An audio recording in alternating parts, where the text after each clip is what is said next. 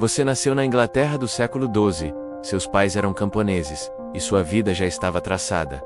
Trabalho árduo nos campos de algum nobre, uma dieta de pão e vegetais, talvez peixe se tivesse sorte, mas carne era para os ricos seu futuro. Trabalhar duro, ser leal a um nobre, talvez ter uma casinha e morrer, deixando seus filhos para repetir o ciclo, sem riqueza, sem glória, apenas mais um camponês anônimo. Aos 8 anos, seu pai lhe contou sobre uma saída. Havia um ferreiro na cidade, rico e respeitado, que fazia armas para os nobres. Ele queria que você fosse aprender com ele. Era sua única chance de escapar da vida de camponês. Seus pais o enviaram para a cidade, onde tudo era diferente. Barulhento, cheio de gente, com cheiros misturados de animais, Seward e fuma. Ao chegar à forja, começou a questionar suas escolhas de vida. O ferreiro o ouviu, olhou de cima a baixo e ordenou: troque de roupa e comece a trabalhar, sem apresentações ou boas-vindas. Imediatamente, seus dias eram preenchidos com atividades como buscar água, carregar carvão e manter a forja quente. Do amanhecer ao anoitecer, você trabalhava. Se relaxasse, estaria de volta a cavar esterco em alguma fazenda de nobre. Não havia segundas chances. Havia uma fila de crianças prontas para ocupar seu lugar. Aos 10 anos, sentiu dores nas costas e articulações por carregar baldes de água e sacos de carvão. Além disso, não era só força bruta. Você observava o mestre e os aprendizes seniores, absorvendo tudo. Aqui, você era pago em comida, e se não provasse seu valor, poderia parar de receber pão. A competição era brutal. James venderia sua alma para impressionar o mestre. Harry tinha um pai influente. Richard era um prodígio. E você? Apenas outra criança tentando sobreviver. Quebrar as regras significava horas extras, ou até inanição direta. Ser aprendiz era como equilibrar facas enquanto andava sobre ovos, um movimento errado, e acabou. Pegue aquele balde e mexa-se. A forja não vai se aquecer sozinha. Depois de anos suando sobre a forja, finalmente se formou. Não mais buscar água e carregar carvão. Agora consertava armas e ferramentas de verdade. Ainda trabalhava até a exaustão, mas sua determinação o mantinha firme. Finalmente, aos 15 anos, conseguiu. Não era mais apenas um aprendiz. Era um ferreiro. Dominou o ofício e podia moldar o metal como quisesse. O mestre o chamou, o parabenizou e ofereceu 2 opções: ficar e trabalhar para ele, ganhando salários e tendo segurança. Ou tornar-se um companheiro itinerante, viajando de cidade em cidade em busca de trabalho. Era uma aposta, poderia fazer fortuna, ou acabar sem teto e faminta. Segurança parecia boa, mas também gostava da ideia de traçar seu próprio destino. Então o mestre lançou uma oferta inesperada, menos depois dos seus anos como companheiro. Poderia aceitá-lo de volta, poderia, sem promessas. Isso foi suficiente para empurrá-lo para a decisão. Você assumiu o risco.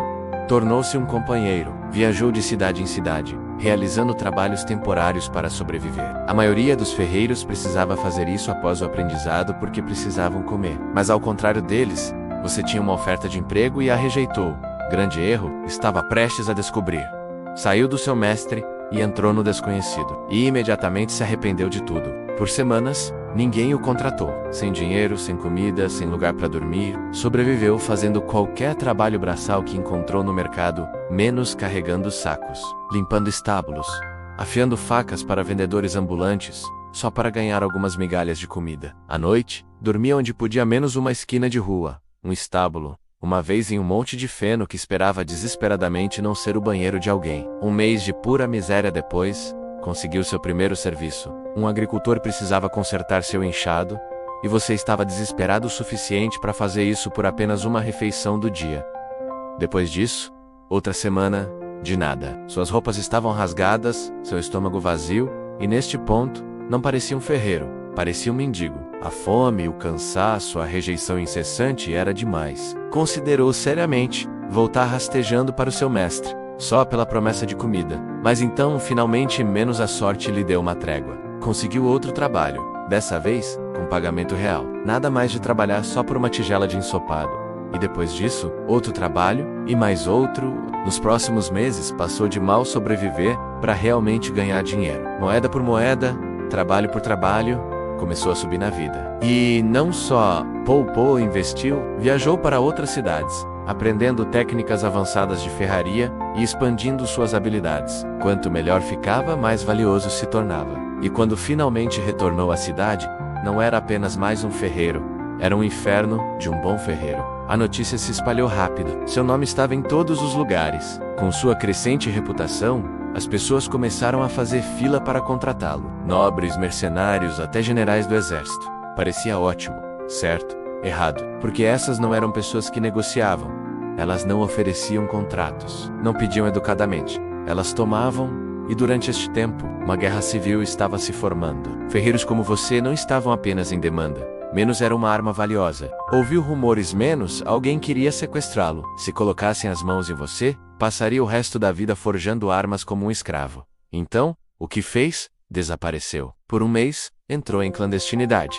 Se o encontrassem, acabou. Felizmente, nunca o acharam. E quando as coisas finalmente se acalmaram, ainda estava livre. Aos 22 anos, seus dias como companheiro oficialmente terminaram. Não era mais aquele garoto desesperado procurando restos. Era um ferreiro mestre. Com sua habilidade e experiência, podia ir a qualquer lugar, trabalhar para qualquer pessoa, escolher o poder. Um lorde poderoso o contratou como seu ferreiro pessoal. Primeira ordem do dia: construir sua própria forja. Segunda: mude-se para sua nova casa, menos um lugar tão grandioso que poderia muito bem ser um castelo. Não tinha apenas um teto sobre sua cabeça. Tinha servos, a melhor comida, as roupas mais finas e o vinho que apenas nobres bebiam. Esta era a vida que sonhou quando era criança, e conquistou cada pedaço dela. Ganhou, mas o sucesso tinha um preço. Seu patrono Lorde, que lhe deu essa vida menos, precisava de armas. Milhares delas, espadas, machados, cota de malha, e não apenas para a guerra, mas para suas terras, seus soldados, seu império. Antes, lutava para terminar algumas espadas. Agora, guerras inteiras dependiam da velocidade e da força com que podia forjar armamentos. Não podia fazer tudo sozinho. Contratou outros ferreiros e aprendizes para ajudá-lo. Construiu uma força de trabalho, uma máquina, mas mesmo com uma equipe nunca era suficiente. A forja queimava do amanhecer ao anoitecer, menos assim, como nos seus dias de aprendiz. A única diferença? Não estava mais comendo pão velho, mas a carga de trabalho, brutal, e seu nome, lendário. Sua forja se tornou o coração pulsante da cidade. Os ferreiros falavam de você do jeito que você falava do seu mestre. Agora era o ferreiro mais importante da Inglaterra. E então, a guerra terminou. A Inglaterra finalmente encontrou estabilidade. Com a paz, veio a organização, e foi quando as guildas foram formadas. Os ferreiros agora tinham regras, regulamentos, um sistema. Nunca pediu por isso, mas a apoiou com tudo o que tinha. Sabia em primeira mão o quão difícil era sobreviver neste mundo. Esta guilda iria garantir que futuros aprendizes não sofressem como você sofreu.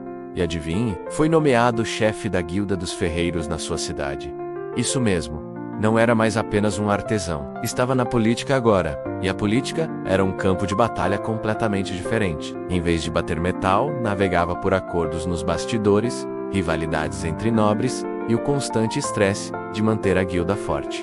Achou que forjar aço era exaustivo? Tente lidar com nobres sedentos por poder, mas fazia isso porque alguém tinha que fazer. Então, um dia, percebeu que algo estava errado. A fumaça da forja fazia tossir muito, suas costas, rígidas demais para dobrar, suas mãos, tremendo como se estivesse mergulhado em água gelada. Seguiu em frente, ignorou, até não poder mais. Então visitou um médico. O diagnóstico? Envenenamento por chumbo. Uma vida inteira inalando vapores tóxicos, manipulando metais e trabalhando na forja finalmente o alcançou. Não havia cura, nenhum tratamento, apenas a lenta marcha em direção à morte. A maioria dos ferreiros não vivia além dos 50, tinha 47. Então, aceitou o que estava por vir. Treinou dúzias de aprendizes, construiu uma cidade em torno de seu ofício e criou uma guilda que protegeria os ferreiros por gerações. Seu corpo estava falhando, mas os fogos que acendeu nunca se apagariam. E quando respirou pela última vez, a cidade rugia com o som de martelos batendo no aço. Porque você nunca foi apenas um ferreiro. Foi o fogo que moldou um império.